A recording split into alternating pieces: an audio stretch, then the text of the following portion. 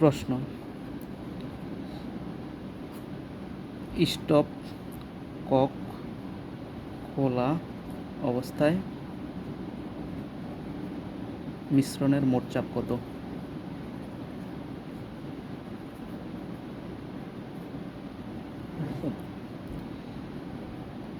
এখন এটা হচ্ছে এ গ্যাস পাত্র আর এটা হচ্ছে বি গ্যাস পাত্র। আমরা সূত্র জানি কি, P1 B1 বাই T1 সমান P2 B2 বাই T2।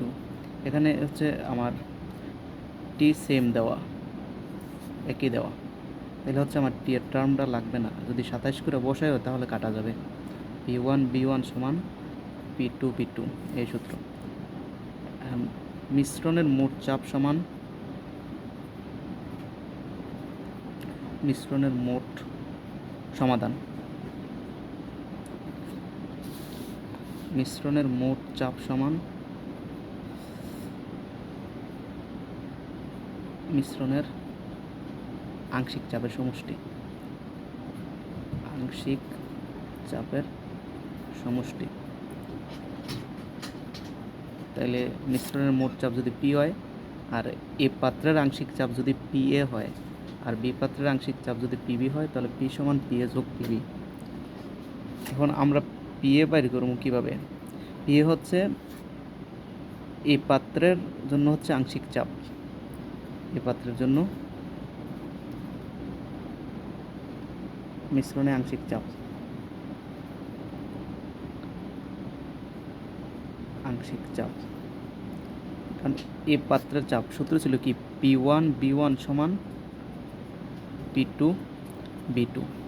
তাহলে এই যে PA এর আংশিক চাপ বাইর করবো। নিচে হয়েছে আমরা টোটাল আয়তন বসাবো, টোটাল আয়তন। এখানে যে এ পাত্রের আয়তন হচ্ছে 500 মিলিলিটার আর বি পাত্রের আয়তন হচ্ছে 400 মিলিলিটার। তাহলে আমার টোটাল আয়তন কত হয়? 500 যোগ 400 900 মিলিলিটার টোটাল আয়তন, 900 মিলিলিটার। আর PA P1 B1 সমান ছিল কি, P2 B2। তাহলে PA এর চাপ কত? 760, আর আয়তন কত? 500। তাহলে 760 ইন্টু 500। এই তথ্যগুলো কিন্তু এই পাত্রের তথ্য, এই পাত্রের। আর এই যে এটা হচ্ছে মোট আয়তন, মোট আয়তন। তাহলে বি পাত্রের ক্ষেত্রে হচ্ছে পিবি সমান সেম। আমরা কী করব? এখানে মোট আয়তন বসাবো আর বি পাত্রের তথ্য দেবো। বি পাত্রের তথ্য কত? এই যে আয়তন হচ্ছে 780 আর চাপ হচ্ছে 780 আর আয়তন হচ্ছে 400। 780 আর 400। এখন একক অবশ্যই খেয়াল রাখতে হবে। এখানে চাপের একক আমরা বসাইছি হচ্ছে মিলিমিটার এইচজি।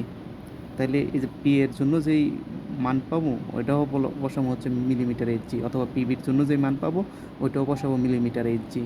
তাহলে পি সমান কী হবে? পি সমান হবে পি এ যোগ পিবি। তাহলে এই যে পি এর যেই মানটা পাইলাম, পি এর যেই মানটা পাইলাম এখানে ওইটা বসামো, আর এই যে পিবির যে মানটা পাইলাম ওইটা বসামো। তাহলে হচ্ছে আমাদের মিশ্রণের মোট চাপ বের হবে।